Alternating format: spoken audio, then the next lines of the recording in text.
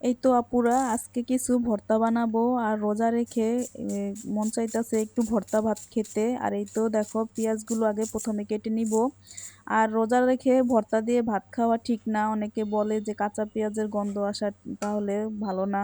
কিন্তু আমি আজকে কাঁচা পেঁয়াজ দিয়ে ভর্তা বানাবো না, আজকে সিম ভর্তা আর অনেক কিছু ভর্তা বানাবো, ধনিয়া পাতা ভর্তা।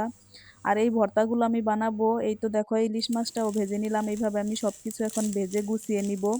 আর এই ভর্তাগুলো বানাবো আমি হালকা করে একটু পেঁয়াজটাকে ভেজে নিব, এই তো দেখো। তাহলে আমাদের ভর্তাটাও নষ্ট হবে না আর খেতেও কোনো পেঁয়াজের গন্ধ আসবে না। এই তো দেখো আমি পেঁয়াজটাকে হালকা একটু ভেজে নিয়েছি।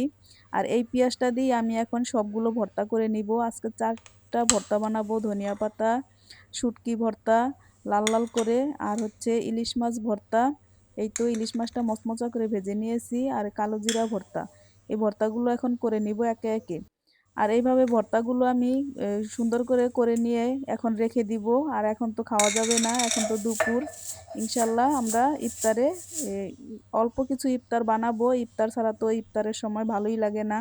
আর এই ভর্তাগুলো আমি রেখে দিব, কিছুক্ষণ পরে ইফতারের পরে আমি অল্প কটা ভাত খেয়ে নিব, কারণ অনেক খাইতে ইচ্ছে করতেছে। তাই তো আমি বানিয়ে রাখলাম। এখন আমি একে একে সব ভর্তাগুলো বানিয়ে নিব। আর এই তো দেখো আমাদের ভর্তাগুলো খুব সুন্দর। ইলিশ মাছ ভর্তাটা প্রথমে বানিয়ে নিলাম। এখন দেখো কত সুন্দর একদম নিবিড় হয়ে গেছে ভর্তাটা, আর কত সুন্দর হয়েছে, লোভনীয়। এইভাবে আমি সবগুলো ভর্তা একে একে বানিয়ে নিতেছি। আজকে সিম ভর্তাটা মাশাল্লাহ খুব সুন্দর হয়েছে।